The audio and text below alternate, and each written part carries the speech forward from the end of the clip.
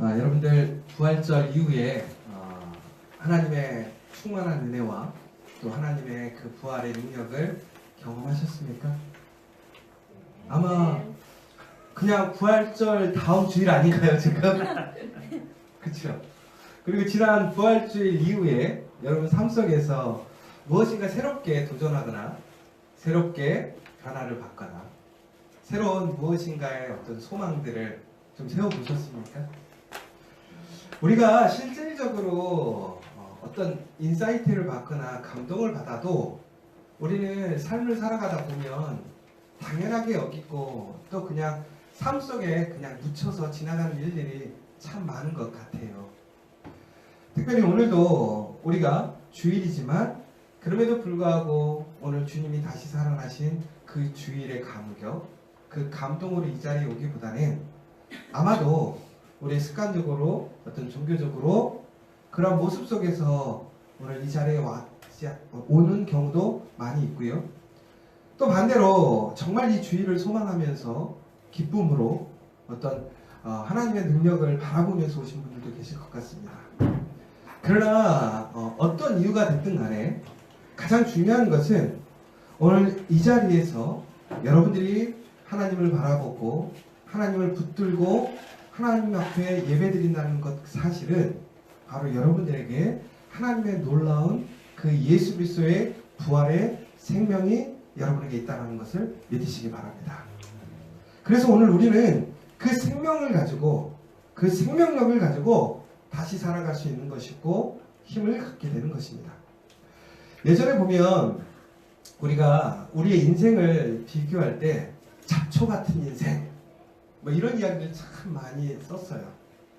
왜 그러냐면 우리가 특별히 살고 있는 환경들이 매우 어려웠기 때문에 우리의 환경과 조건들을 극복했어야 됐죠. 그래서 우리가 항상 얘기했던 게 뭐냐면 잡초와 같이 끈질기게 이겨내는 사람이 됩시다.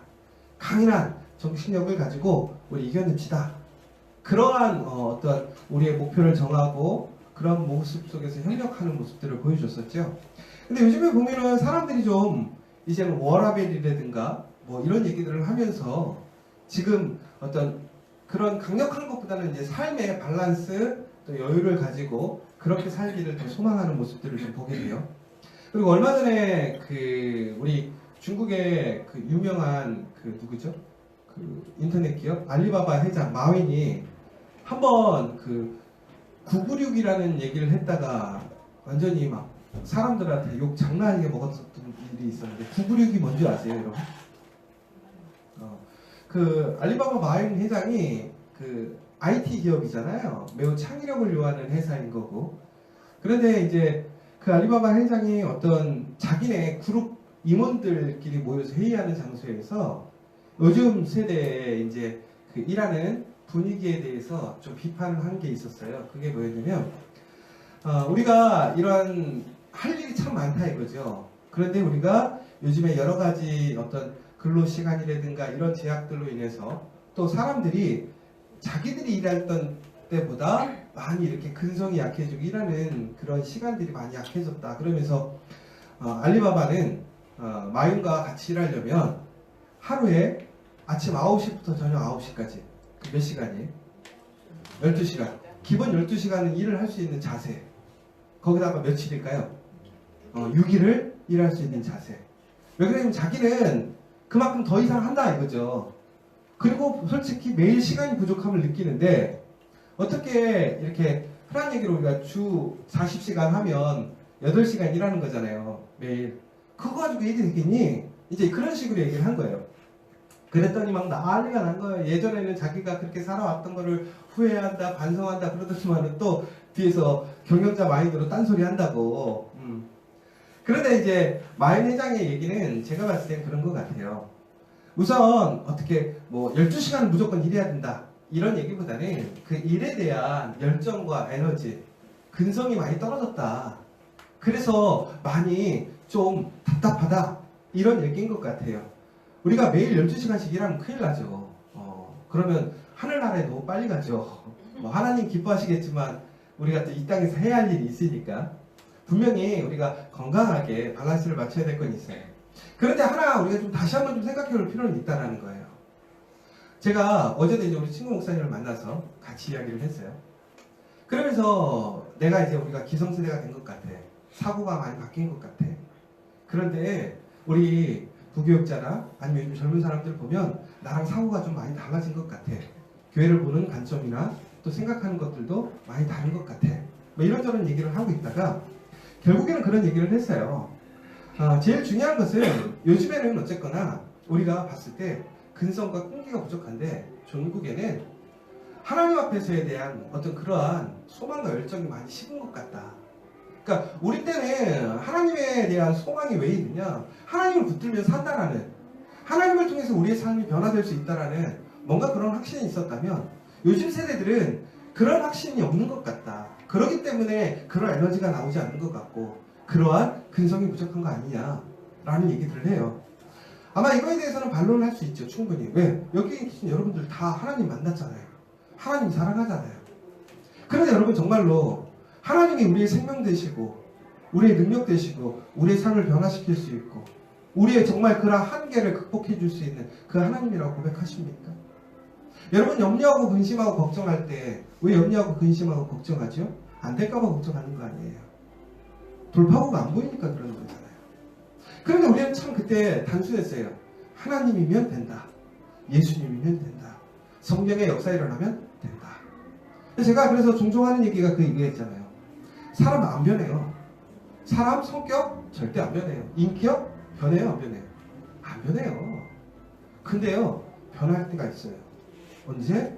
성령의 은혜가, 성령의 역사가, 성령의 체험이 있으면 사람 변해요. 왜? 저도 그랬었고 제 친구도 그랬었고. 그래서 저는 오히려 오늘이 가장 행복해요. 왜? 하나님의 은혜, 하나님의 성령의 은혜를 매일매일 경험하고 있기 때문에. 그런데 아무튼 잡초처럼 강력하게 살아가는 사람들이 이 시대에 조금 더 필요해지는 시대인 것 같아요. 그런데 우리는 왜 잡초에 비유를 했느냐? 좀 찾아봤죠. 잡초를 보니까 잡초가요 아주 생명력 있는 이유가 있더라고요. 같은 조건에서 같이 살면 떨어질 수밖에 없겠죠. 잡초는 그래서 어떻게 하냐면요, 겨울에 미리 싹을 틔우더라고요. 이게 되게 웃긴 얘기예요. 보통 겨울에는 생명력이 자라날 수 없다고 생각을 하잖아요. 근데 2월 말경부터 논이나 밭에는요, 이 잡초가 미리 싹이 올라와 있대요. 그런데 너무 올라오면 잡혀 먹으니까 어떻게 될까요? 납작 엎드려 있는 거예요. 안 보이게. 그러면서 어떻게? 봄을 미리 준비하고 있다는 거예요. 그러니까 이게 잡초는요, 다른 식물들보다 한 달 정도를 빨리 준비하고 있었기 때문에 이 잡초가 생명력이 있고 근성이 있었다는 거예요. 또 하나는 이게 아주 빨리 자란대요. 왜 그런가 봤더니 자기 몸에 이산화탄소를 많이 저장하고 있다가 그 날씨가 따뜻해질 때 그 저장한 걸 어떻게 해요? 한 번에 쏟아놔서 어떻게 확 자라게 만든다는 거예요. 그러니까 우리가 흔히 얘기해서 잡초가 그냥 아무 준비 없이, 얘가 아무 능력 없이 그렇게 잡초처럼 살아가는 게 아니라 잡초도 나름대로 계획과 준비와 모든 것들을 하고 있다는 거죠. 또 하나는 아주 전략을 잘 짰는데 잡초가요, 씨가 아주 작대요. 왜 작은 줄 아세요? 그래야 바람이 불면 멀리 퍼지는 거예요. 그럼 무슨 얘기냐면 잡초가 자기들끼리 안 싸우려고 하는 거예요. 왜? 같은 공간에 자기들끼리 다다다닥 붙어있으면 살기가 쉬워요, 어려워요? 어렵잖아요. 우리 손집사님네도 마찬가지예요. 어플리랑 매장 내줄 때 바로 옆에 내줘요? 아니요. 그럼 난리 나죠. 이게 사람 죽이려고 하느냐. 왜?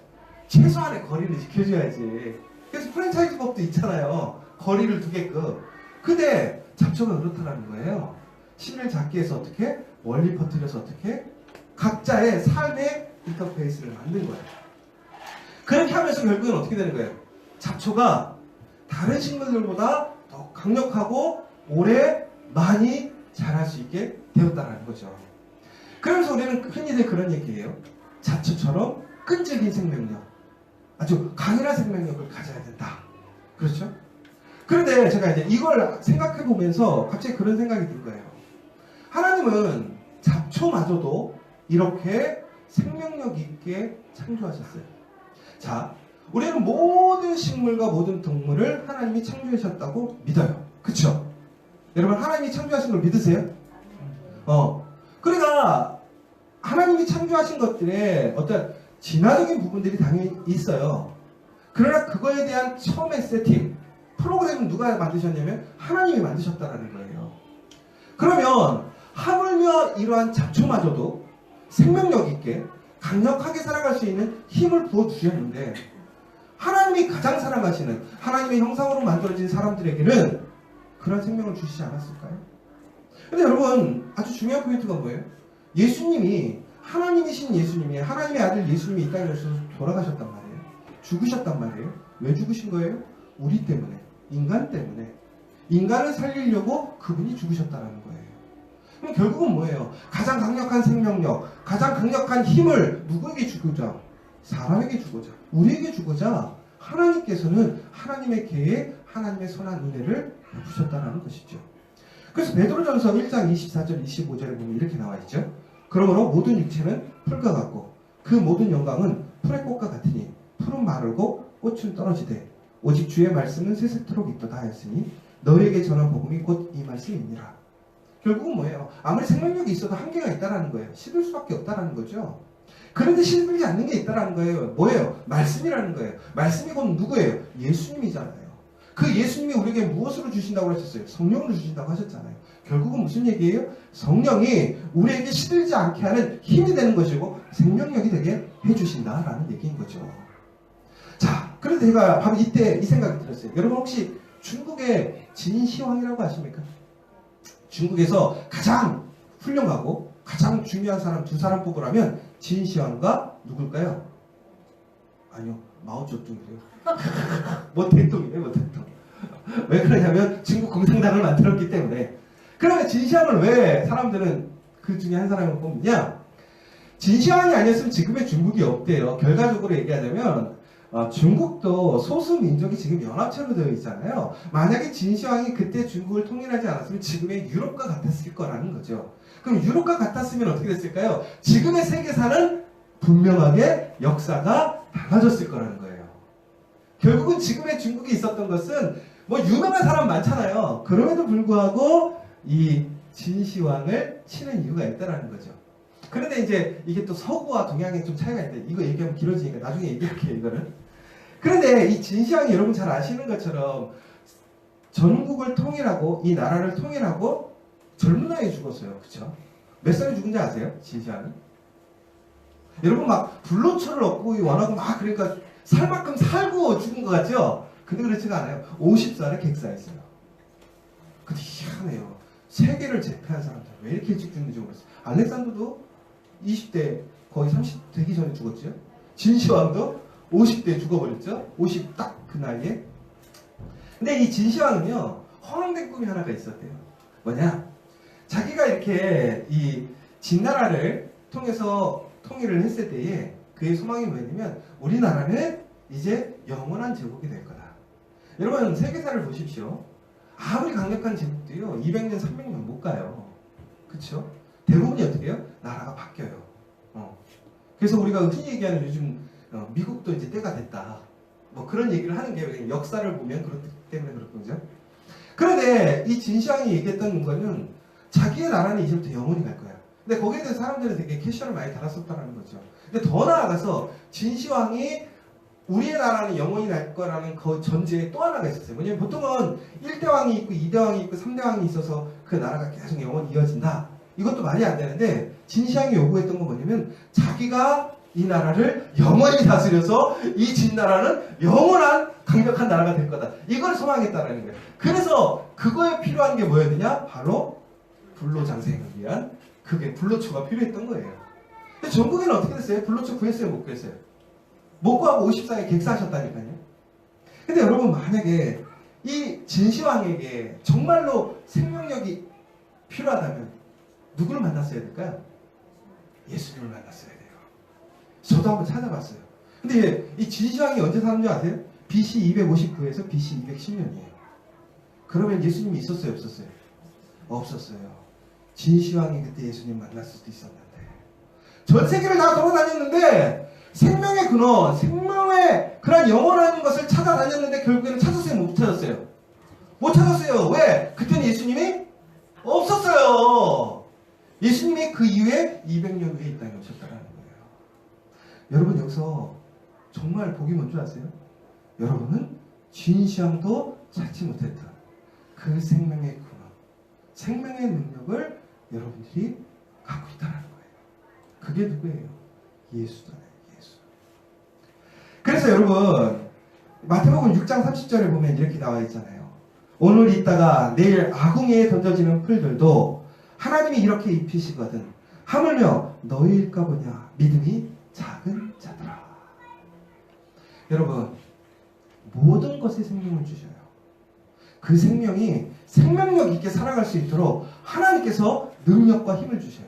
그런데 그런 들풀마저도 하나님께서 입히시고 지키시고 보호하시는데 하물며 하나님의 형상으로 지어진 예수 그리스도의 보혈의 능력으로 지어진 여기에 있는 우리들을 하나님이 안 지키시겠습니까? 예수님의 그 생명력이 우리에게 없겠습니까? 사랑하는 여러분, 믿음으로 그 생명력을 소유하는 여러분 되시길 간절히 소망합니다. 이 생명력이라고 하는 것을 볼 때 우리가 이제 생명력 하면 이 역자가 힘력자인 건 아시죠? 한문으로 이렇게 생겼어요. 힘력자. 네. 근데 여러분 이 힘력자의 어원 보시면 이 힘력자를 우리가 흔히 우리가 상형문자라고 하잖아요. 뭐 한문은. 그런데 이제 한문에도 보면 각골문이 있고 근문이 있고 소전이 있어요. 이게 뭐냐면 각각의 형태별로 모양별로 이렇게 변천되어 오는 순서거든요. 그래서 이 힘력자가 무엇을 보고 만들었을까에 대한 논쟁이 있어요. 근데 아직도 이 힘력자를 무엇을 보고 만들었는지에 대해서 100% 자신 있게 얘기하지 못한다고 합니다. 그래서 크게 봤을 때 두 가지로 얘기를 하더라고요. 뭐냐면 쟁기의 모형을 보고 힘력자를 만들었다. 아니면 사람의 근육이죠. 힘쓸 때 나오는 근육을 보고 만들었다. 이렇게 두 가지가 가장 강력한 설인데요. 또 하나 요즘에는 이제 각골문, 가장 초기에 형성되어 있는 글자를 보면 짝대기 하나에 이렇게 십자가 모양처럼 밑에 조그만 짝대기가 하나가 있거든요. 그러면 그거랑은 또 모양새가 맞지가 않아요. 그래서 이제 각골문을 연구하는 사람들이 요즘 얘기하는 게 뭐냐면 이것은 지렛대를 가지고 힘을 쓰는 모양을 보고 만들었다. 그래서 결론은 다 공통점이 있어요. 뭐냐면 힘력자는 사람들이 자체적인 힘이 아니라 도구가 있는데 거기에 힘을 얹는 거예요. 그래서 어떻게 돼요? 더 쉽게, 더 강력한 힘을 발휘할 수 있는 것이 힘력자라는 거예요. 그럼 여러분 생명이라는 건 결국은 뭐예요? 나 스스로가 생명의 힘을 만들 수가 없다라는 거죠. 뭐예요? 오직 하나님을 통해서 우리는 그 성령을 통해서만이 우리는 생명력을 가질 수가 있고 그 생명력 있는 삶에 참여하게 될 때 우리는 어떻게 되는 거예요? 그 힘을 소유할 수 있게 된다는 거예요. 바로 우리가 원하는 생명력이라는 것은 바로 그 성령을 통해서 성령의 힘을 의지함으로 인해서 우리가 힘쓸 때에 그것에 대한 소망을 가지고 열심히 살아가게 될 때 우리가 어떻게 생명력 있는 삶을 살아가게 된다는 것이죠. 바로 이때 여러분 보세요. 그 생명력을 가지고 살아가는 사람들에게 주어지는 특권이 있어요. 은혜가 있어요. 여러분 창세기의 요셉을 기억하십니까? 요셉이 바로 이 하나님의 생명력을 가진 사람의 전형적인 모습을 보여주고요. 다니엘과 세 친구가 전형적인 모습을 보여줘요. 여러분 이 요셉이 형들에게 배신을 당하죠. 형들이 팔아 넘기잖아요. 그러면서 그가 얼마나 많은 죽을 고비를 넘기는지 아세요? 우선 첫 번째로는 원래는 그 요셉이 웅덩이에 빠져가지고 이제 넣어놓잖아요. 그리고 나서 형들이 어떻게 했어요? 죽이려고 했었잖아요. 그런데 유다의 권위로 인해서 요셉을 죽이지 않아요. 그리고 노예상인에게 팔아요. 근데 노예상인한테 팔렸으면 또 죽을 확률이 커요. 왜? 워낙 험한 일들을 많이 해대니까. 그런데 거기서도 살아나게 됐죠. 더 나아가서는 이제 보디발의 집으로 이끌려가죠. 근데 보디발의 집에 끌려갔다가 거기서 인정받는 것 같았지만 결국 보디발의 마누라의 어떤 계략에 넘어가가지고 결국에는 어떻게 되냐면 또 죽을 고비를 경험해요. 근데 또 살아나요. 또 감옥에 가요. 감옥에 갔는데 또 그가 평생 그 감옥에서 썩을 것 같았는데도 불구하고 또 하나님께서 역사하셔서 그가 어떻게 되냐면 그 감옥에서 벗어나게 돼요. 종국에는 어떻게 되죠? 애국의 총리가 돼서 하나님의 민족 이스라엘을 어떻게 가나안으로 이끌어가는 그 놀라운 출애굽의 역사를 만드는 전초가 되었다는 것이죠. 여러분, 그런데요, 이 요셉의 이야기를 잘 보면 창세기 39장 3절에 보면 이렇게 나와 있어요. 그의 주인이 여호와께서 그와 함께 하심을 보며 또 여호와께서 그의 범죄에 형통하게 하심을 보았더라. 근데 이 형통하게 하심이라는 단어를 보니까 뭐라고 되어 있냐면 뜻이 이런 뜻이에요. 번영의 사람이라는 거예요. 그러니까 이 요셉이라는 사람은 결국에는 형통하게 되는 능력이 있었는데 그게 뭐냐면 번성케 하는 능력이 있었다는 거예요. 그런데 여러분, 그 번성케 하는 능력이 누구에게 있었느냐? 바로 요셉에게 있는 것이 아니라 누구요? 하나님에게서 그 요셉에게 주어지는 힘이었다는 거예요. 생명력이었다는 거예요. 그러니까 요셉이라는 한 사람 자체는 그닥 능력이 없어요. 그것을 돌파할 지혜가 없어요. 그런데 요셉에게 그 생명력을 지켜가고 그 삶을 변화시키고 그의 모든 것들을 번역해 하는 힘이 누구에게서 왔느냐면 바로 하나님에게서 왔다라는 사실인 거죠. 그러면서 39장 23절에 보면 간수장은 그의 손에 맡긴 것을 무엇이든지 살펴보지 아니하였으니 이는 여호와께서 요셉과 함께 하시니라. 여호와께서 그를 범사에 형통하게 하셨더라 나와 있어요. 그리고 50장 20절에 보면 이렇게 나와 있어요. 당신들은 나를 해하려 하였으나 하나님은 그것을 손으로 바꾸사 오늘과 같이 많은 백성의 생명을 구원하게 하시려 하셨나니. 보세요. 그의 형제들이 이제 아버지가 돌아가시고 이제 요셉이 자기들을 죽일 것만 같았어요. 그래서 그 앞에서 무릎 꿇고 살려달라고 얘기하죠. 근데 바로 그때 요셉이 뭐라고 하는 거예요? 걱정하지 마세요. 왜? 당신들이 실수를 했든 뭐를 했든 간에 이 모든 것은 하나님의 계획이었고 더 중요한 것은 내가 오늘 이렇게 살아있다는 것, 더 나아가서 내가 애굽의 총리가 되었다는 것, 내가 번영할 수 있었던 그 힘, 생명력의 그 근원은 당신들도 아니고 나도 아니고 누구라는 거예요? 하나님이셨다는 거예요. 무엇 하려고? 생명을 구원하게 하시려고, 생명을 보존케 하시기 위해서 하나님께서 그 힘을 주셨다는 거예요. 종국인 요셉이 뭐예요? 하나님이 주신 그 성령의 능력, 하나님의 능력으로 그의 생명을 지키게 되었고 그가 성취하는 삶, 번영하는 삶, 형통케 되는 삶이 되었다는 거예요. 여러분, 다니엘을 보세요. 다니엘에는 다니엘과 세 친구가 있어요. 아마 다니엘 세 친구 이름 잘 모르실 거예요. 하나냐, 마사엘, 미사엘, 그 다음에 아사라라고 하거든요. 근데 이들이 여러분이 잘 아시는 것처럼 이제 그 바벨론이 예루살렘을 공격한 후에 이제 그 모든 사람들을 이제 끌고 가잖아요. 왜 그러냐면 바벨론은 중앙 집권 하였어요. 그쵸? 그래서 모든 세상의 인재들을 다 어디로 끌고 가냐면 바벨론으로 끌고 갔단 말이에요. 바로 그때 이제 이스라엘에서 가장 똑똑하고 잘난 애들 1차로 끌고 가거든요. 3차를 통해서 이제 이스라엘 사람들을 바벨론으로 데려가는데 바로 첫 번째 끌려갔을 때가 이 다니엘과 세 친구들이 끌려가게 되었다는 거죠.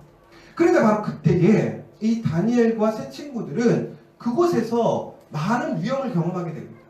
왜? 문화가 다르죠. 환경이 다르죠. 신이 달라요. 그런데 여러분 잘 아시는 것처럼 유대인들은 오직 하나님밖에 믿지 않아요. 우상을 섬기지 않아요. 더 나아가서 그들은 음식 자체도 매우 거룩하게 구별되어진 것을 먹고요. 그들의 삶의 모습, 생활의 모습들 또한 매우 구별되어 있었다는 것이지요. 그러면 이들이 바벨론에 가면 잘 살 수 있을까요? 잘 살지 못할까요? 살 확률이 적어요. 그들이 성공할 확률 매우 적어요.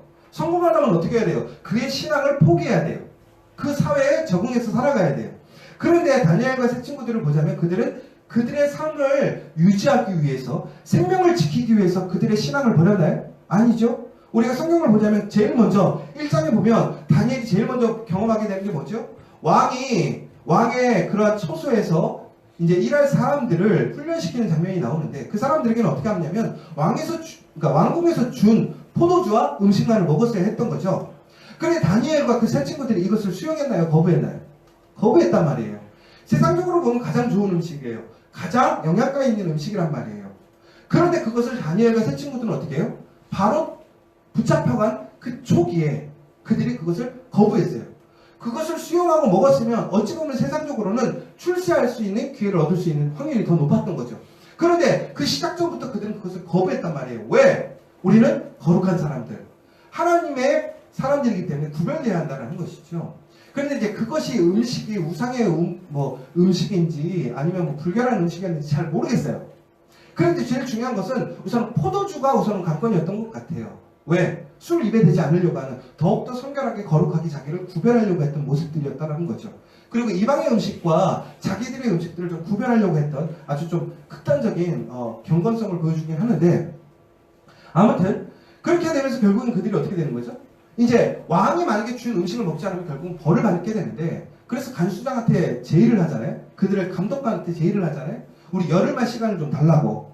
내가 정말 채식 안 하고 우리의 율법적인 음식만 먹고도 흔한 얘기로 왕이 준 최고의 음식과 최고의 환경에서 자란 사람들과 건강 테스트 해보자 이거죠.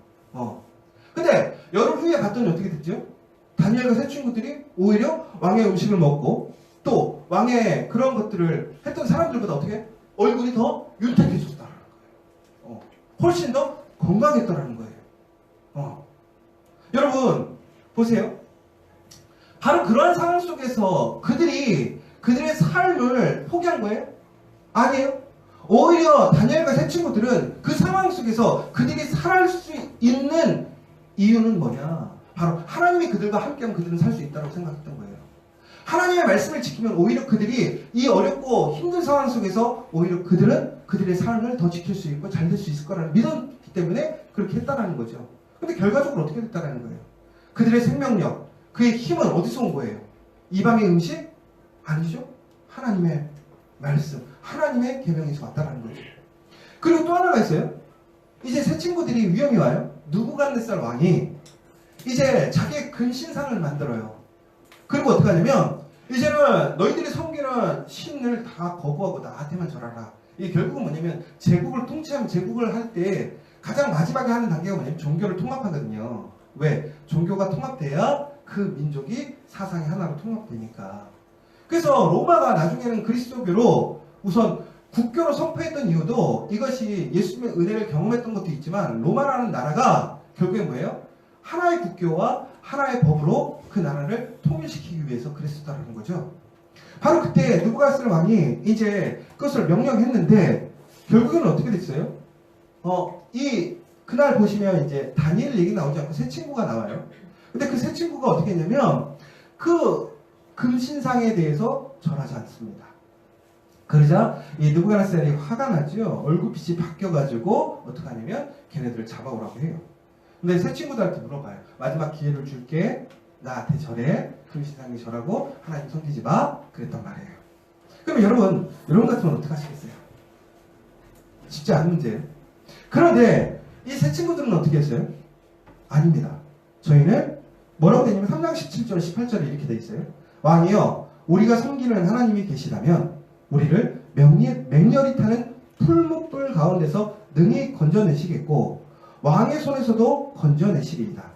그렇게 하지 아니하실지라도 왕이여 우리가 왕의 신들을 섬기지 아니하고 왕이 세우신 금신상에게 절하지도 아니할지를 아옵소서.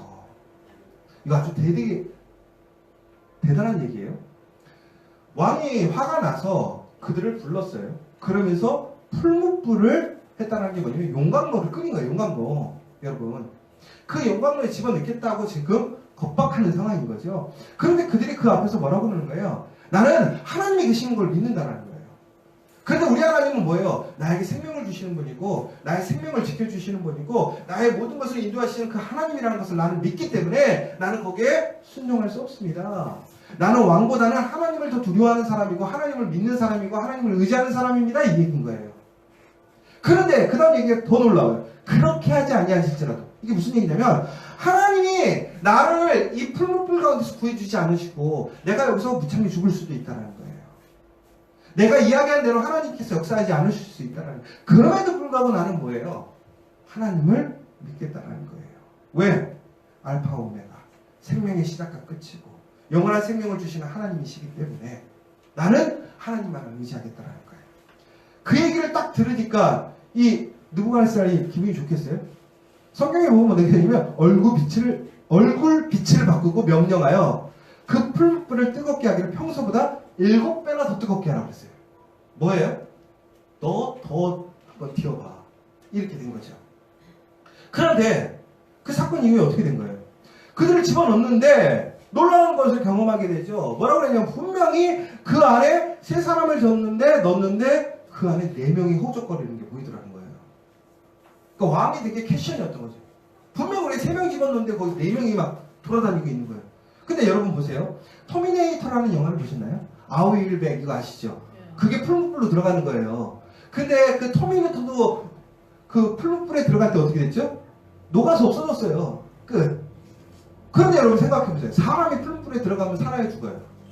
일방적인 상식으로는 죽어요. 여러분 절대로 시험하시면 안 됩니다.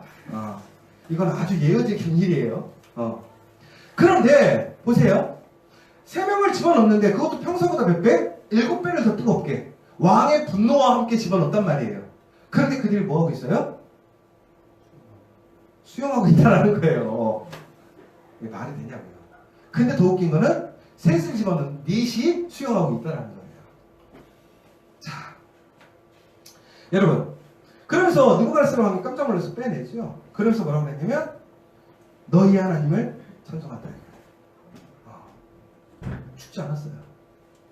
그런데 여러분 여기서 아주 중요한 포인트가 뭐냐면 그 한 명이 누굴까요? 다니엘이었을까요? 천사였다라고 나와 있죠. 천사라는 게 결국은 뭐예요? 돕는 자, 번성케 하는 자, 우리를 지키는 자. 여러분 천사 만나고 싶지 않아요? 여러분과 정말로 천사의 능력으로 여러분 보호받고 싶지 않아요? 그런데 여러분 기억하라는 거예요. 눈에 보이지 않았던 그 천사가 그가 위험에 처해 있을 때, 그 생명이 위협을 받았을 때, 생명이 꺼져갈 위기에 그들의 생명력이 되는 힘이 되었다는 거예요. 무엇으로? 하나님의 말씀을 순종하고 하나님을 붙들었기 때문에. 그런데 바로 그 능력이 우리에게 주어졌다는 거예요. 무엇을 통해서? 성령을 통해서. 우리가 천사를 보지 못해도, 천사가 우리와 함께하지 않아도 우리가 오늘 생명력 있게 살아갈 수 있는 이유가 뭐예요? 바로 그 네 번째, 그 사람, 그 성령이 우리와 지금 함께하고 있다는 거예요. 더 나아가서는 이제 다리오 왕이 돼요. 이게 무슨 얘기냐면 이 바벨론에 끌려간 이후에 이 바벨론이 종국에는 근성을 안 하죠.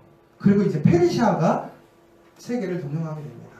그러면서 그 포로들을 그대로 인수하게 되죠. 그러면서 이 다니엘은 아주 색다른 경험을 하게 되는 거죠. 나라를 잃고 잡혀갔는데 그 주인의 나라가 또 바뀐 거예요. 그래서 이제 페르시아의 다리오 왕이 이제 왕이 되면서 이 다니엘과 그 세 친구들, 특별히 하나님의 은혜, 번성케 하는 능력이 있는 사람들, 생명력이 있는 사람들, 강력한 힘을 가진 이 사람들을 매우 특별하게 여겨서 전국에는 어떻게 하냐면 이 다리오가 나중에는 이제 그 나라를 다스리는 행정적인 권한을 바꿔요. 오직 왕 혼자 집권하는 것에서 이제 리더들을 세워서 리더들이 어떻게 하냐면 각각의 지역과 이것들을 이제 좀 세분화해서 흔한 얘기로 중앙정부화를 만드는 거죠. 그런데 바로 그때 이제 총리 3명을 세웁니다. 최종적으로. 그래서 온 나라를 왕 밑에 총리 3명이 다스리게 하는데 그 중에 한 명을 누구를 세우냐면 바로 다니엘을 세우게 되는 것이 이제 다니엘의 이야기인 거잖아요. 그런데 이 다니엘이 총리가 되니까 사람들이 싫어하는 거예요. 왜? 너무 똑똑한 거예요. 더 나아가서 다니엘은요, 흠이 없었어요. 근데 여러분, 왜 우리에게 흠이 생기는 줄 아세요? 우리가 부족하기 때문에 타협하게 하는 거거든요. 그렇죠? 다니엘이요, 부족하지 않아요? 부족하죠. 연약하죠. 그런데 다니엘에게는 아주 강력한 우군이 있었다는 거죠. 누구예요? 하나님. 그의 힘이 되시고 생명력이 되신 하나님이 있었어요. 그러니까 다니엘은요, 어떤 문제가 생겨도, 어떤 고난이 와도 다니엘은 그것을 극복하고 이겨내는 힘이 있었다는 거예요. 그러니까 바로 그때 그 다니엘이 사람들에게 이제 흔한 얘기로 질투를 느껴고 사람들이 이 다니엘을 끌어내리려고 어떻게 다리오에게 칙령을 발표하게 되는데 뭐냐면 이제 오직 다리오 외에는 예배드리지 못하게 만든 거죠. 그 칙령이 발표되자마자 그 칙령을 어긴 사람들은 다 이제 사자굴에 던지기로 작정을 한 거예요. 근데 나중에 이 왕이 알게 된 거죠. 이 신하들이 다리오 왕을 높여주려는 것이 아니라 다니엘을 죽이려고 꼼수를 부린 걸 알게 됐는데 왕이 도장을 찍었기 때문에 체면 때문에 그 법률적인 힘 때문에 이 다니엘을 구해줄 수 없게 된 상황인 거죠. 그런데 이 다니엘이 이 조서가 이제 선포가 되고 왕의 도장이 찍혔다는 것을 분명히 제일 먼저 알았을 거 아니에요. 자기도 타깃으로 했으니까 자기도 알겠죠. 근데 바로 그가 그의 집에 가서 가장 먼저 하는 행동이 뭐냐? 이제 그 다니엘 6장 10절에 보시면 뭐라고 되어 있냐면 자기 집에 돌아가서는 윗방에 올라가 예루살렘으로 향한 창문을 열고 전에 하던 대로 하루 3번씩 무릎을 꿇고 기도하며 그의 하나님께 감사하였더라. 잘 보세요. 분명히 예배하지 말라고 그랬어요. 그렇죠?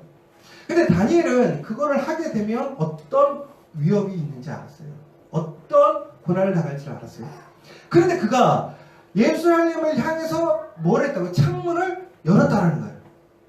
근데 여러분, 기도할 때 꼭 창문을 열어야 돼요. 다니엘이 창문을 왜 열었을까요? 보라고! 여러분, 아주 이게 되게 중요한 포인트예요. 그러니까 아주 이 다니엘은 되게 어찌 보면 되게 개념이 없는 사람이죠. 문 닫고 조용히 하면 안 걸릴 수도 있어요. 시비가 안 걸릴, 내가 안 했다 이러면 될 거 아니에요. 다니엘은 그러기 싫은 거예요. 왜? 내가 하나님께 예배하는 것은 당연한 것이에요. 나는 하나님께 예배해야 된다는 거예요. 왜? 나의 힘의 근원, 생명의 근원은 왕이 아니라 누구라는 거예요? 하나님이기 때문에 나는 하나님 앞에 이것을 절대로 포기할 수 없습니다라는 것을 사람들에게 선포한 거죠. 중국에는 어떻게 됐어요? 왕이 살려주고 싶지만 살려줄 수가 없었어요. 중국에는 그를 사자굴에 던졌어요. 그리고 왕이 뭐라고 되면 하루 동안 금식하고 애가 탔대요. 왜? 다니엘이 죽을까봐. 그런데 그 왕이 마지막에 다니엘이 한 얘기가 있었어요. 너를 지키시는 하나님이 너와 함께 하기를 나는 소망한다. 근데 중국에는 어떻게 됐어요? 사자들이 절대로 털끝하게 건들지 않았어요. 그래서 왕이 다니엘은 그 다니엘을 이렇게 흔한 얘기로 이렇게 비판했던 그 친구들을 어떻게 했어요? 집어넣으니까 어땠어요? 바로 잡아먹어버렸죠? 여러분, 이처럼 우리가 살아가는 생명, 그 생명력의 힘의 근원이 누구냐라는 거예요. 우리는 말씀을 통해서 결국은 알게 되죠. 그게 누구예요? 하나님이라는 거예요. 그 하나님의 말씀, 결국 예수 그리스도, 더 나아가서는 예수께서 우리에게 주시고자 했던 그 성령이 우리의 생명력의 근원, 생명이 된다는 거예요. 그래서 누가복음 11장 9절에서 13절에 보면 이렇게 나와 있죠. 내가 또 너희에게 이르노니 구하라 그러면 너희에게 주실 것이요 찾으라 그러면 찾을 것이요 문을 두드리라 그러면 너희에게 열릴 것이니 구하는 이마다 받을 것이요 찾는 이가 찾을 것이요 두드리는 이에게 열릴 것이니라. 너희 중에 아비된 자가 누가 아들이 생선을 달라면 생선 대신에 뱀을 주며 알을 달라 하면 정갈을 주겠느냐. 너희가 악할지라도 좋은 것을 자식에게 줄 줄 알거든. 하물며 너희 천부께서 구하는 자에게 성령을 주시지 않겠느냐 하시니라. 여러분, 우리가 구하고 찾고 바라요. 생명을 유지하기를 원해요. 힘을 얻기를 원해요. 왜? 이 세상을 살아가야 되니까. 이겨내야 되니까. 그런데 그래서 구하라는 거예요. 찾으라는 거, 두드리라는 거예요. 그런데 하나님께서 어떻게 하시겠다는 거? 주겠다는 거죠. 왜? 우리를 사랑하시니까. 이런 들풀마저도 다 먹이시고 입히시고 생명력 있게 하시는 그 힘을 우리에게도 주시겠다는 거죠. 그런데 하나님께서 주시겠다고 했던 게 뭐예요? 생명을 주시겠다? 힘을 주시겠다? 돈을 주시겠다? 아니에요. 뭘 주시겠다? 성령을 주시겠다. 왜? 성령이 바로 생명력의 근원이니까, 힘이니까. 그럼 우리가 지금 뭘 구해야 되느냐 이거예요. 바로 성령을 구해야 된다는 거예요. 예수를 믿는 자에게 성령을 주시기로 하셨어요. 구하는 자에게 성령을 주신다고 하셨어요. 찾는 자에게 성령을 주신다고 하셨어요. 두드리는 자에게 성령을 주신다고 하셨어요. 사랑하는 여러분, 생명력 있는 삶을 원하십니까? 생명력을 갖길 원하십니까? 성령을 구하십시오. 그 성령이 임하는 공동체가 바로 생명력 있는 공동체, 성령의 역사하심을 경험하는 공동체가 되는 것입니다. 여러분, 이 사실을 믿을 수 있어요? 하나님의 약속을 믿을 수 있어요? 미국의 메릴랜드에 우주항공사가 있었습니다.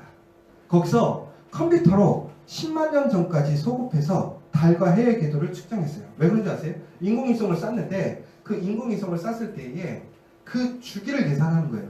그래서 별들의 움직임, 더 나아가서 여러 가지 것들을 다 관찰을 해야 되기 때문에 해와 달의 이 주기를 정확하게 평균을 내서 계산을 해야 된다는 거예요. 그래서 이거를 10만 년까지 계산을 해봤대요. 그런데 문제가 생겼다는 거예요. 이 10만 년의 계산에서 24시간에 오차가 생긴 거예요. 여러분, 과학에 오차가 생기면 돼요, 안 돼요? 절대 안 돼요.